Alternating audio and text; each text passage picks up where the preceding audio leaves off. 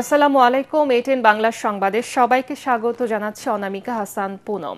Trump প্রশাসন মূলত ভেনেজুয়েলার পর ইরানের তেল সম্পদ দখল করে নেয়ার পায়তারা করছে বলে অভিযোগ তাদের। এছাড়া ইউরোপ ও মধ্যপ্রাচ্যের কিছু দেশেও যুদ্ধবিরোধী বিক্ষোভ হয়েছে। এদিকে সুপ্রিম লিডার খামেনির মৃত্যুতে শোকার্ত ইরানি জনগণ। বিস্তারিত আশিকুর রহমানের রিপোর্টে। ইরান জুড়ে যুক্তরাষ্ট্র ও ইসরায়েলের যৌথ হামলার বিরুদ্ধে রাজধানী ওয়াশিংটন ডিসি সহ বিশ্বের বিভিন্ন স্থানে বিক্ষোভ হয়েছে। এনবিসি নিউজ বলছে, শুধু দেশের মাটিতেই নিউ ইয়র্ক সহ ৬০টির বেশি শহরে বিক্ষোভ হয়েছে। টাইমস স্কোয়ারে হাজারো মানুষ সমবেত হয়ে যুদ্ধবিরোধী স্লোগান দেন। বলেন, ইরাকে শত শত হাজার নিরীহ শিশু ও নারী পুরুষের প্রাণহানিও কোনো শিক্ষা দিতে পারেনি যুক্তরাষ্ট্রকে।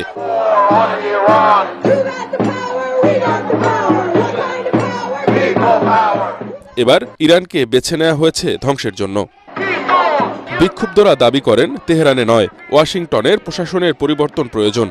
জরুরি এসব বিক্ষোভ সমাবেশে অংশ নেয়ারা বলছেন, পৃথিবীর একমাত্র দেশ হিসেবে যুক্তরাষ্ট্র পারমাণবিক বোমার ব্যবহার করে অসংখ্য মানুষের প্রাণ কেড়ে নিয়েছে। সেক্ষেত্রে পেন্টাগনে বিশ্বের জন্য মূর্তিমান হুমকি।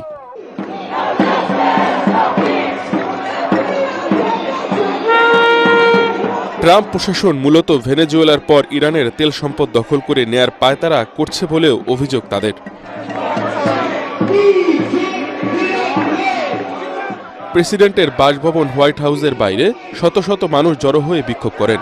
তারা ট্রাম্পকে কুখ্যাত হিটলারের সঙ্গেও তুলনা করে যুদ্ধবন্ধের বিভিন্ন ধরনের স্লোগান দেন। তবে বিপরীত চিত্র দেখা গেছে কোথাও কোথাও। লস অ্যাঞ্জেলেসের ইরানি বংশোদ্ভূতরা যুক্তরাষ্ট্রের আগ্রাসনে উল্লাস প্রকাশ করেছেন। বলেছেন, দেশটির জনগণকে মুক্তির স্বাদ দিতে ওয়াশিংটনের হস্তক্ষেপ জরুরি হয়ে পড়েছিল। এদিকে ইউরোপ ও মধ্যপ্রাচ্যের কিছু দেশেও যুদ্ধবিরোধী বিক্ষোভ হয়েছে। ইতালির রোমে ইরানের দূতাবাসের সামনে সমবেত হয়ে অনেকেই দেশটির প্রতি সংহতি জানায়। ইরাকের রাজধানী বাগদাদে হাজার হাজার মানুষ যুক্তরাষ্ট্রের সাম্রাজ্যবাদী মনোভাবের ক্ষোভ জানিয়ে আয়াতুল্লাহ আলী খামেনির সমর্থনে সরব হয়ে ওঠেন।